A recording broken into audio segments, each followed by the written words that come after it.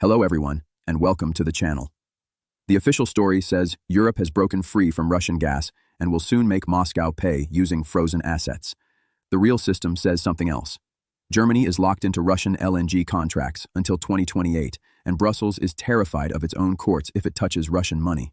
The result is simple: higher energy bills, weaker industry, and a sanctions regime that Europe itself quietly pays for.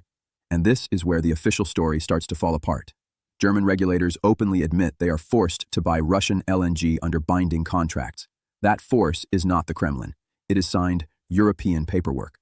Long-term contracts with prices around the 200 per thousand cubic meters range are now being compared with spot gas closer to 300.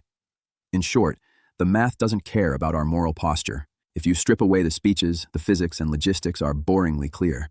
Pipeline gas from Russia used to flow into Europe through direct routes at low transport cost. LNG from the United States has to cross the ocean on ships, with high freight rates and extra infrastructure on both ends.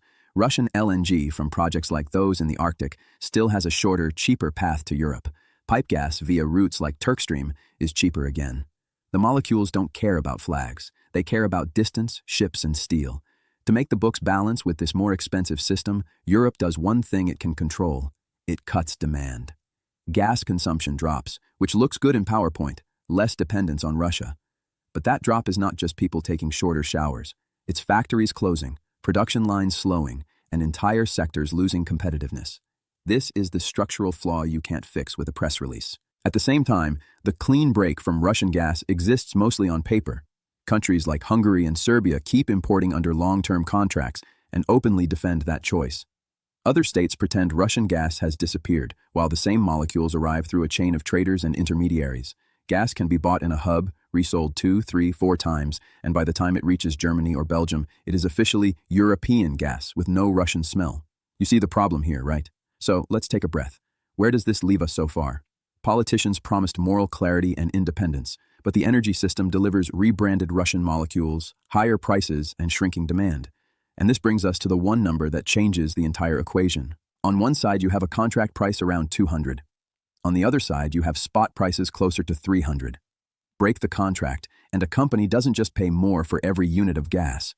It also risks going to arbitration with a supplier like Gazprom in a European court and losing.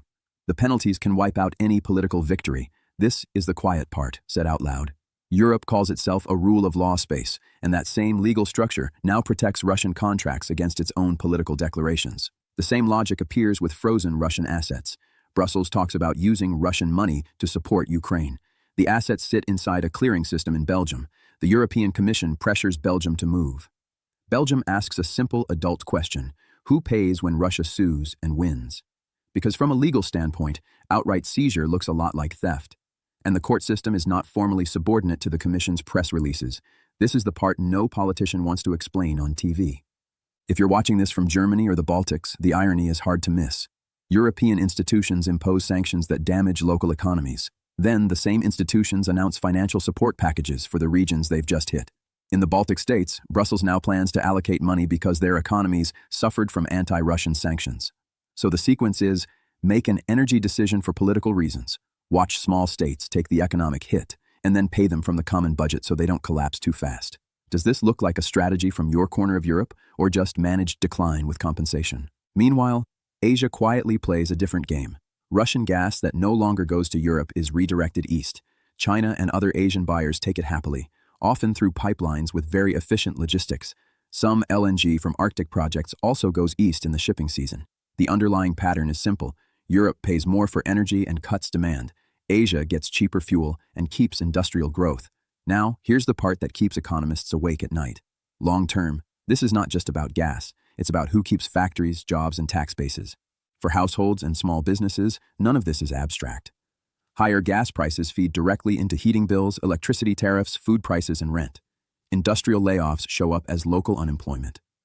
When a Brussels official talks about principles, you can translate that into someone in a small state will get a smaller paycheck and then maybe a subsidy to keep the story alive. This is the moment where a sanctions package turns into a line item on your bank statement. From Lithuania, from the Baltics in general, the picture is familiar. We don't decide the energy war.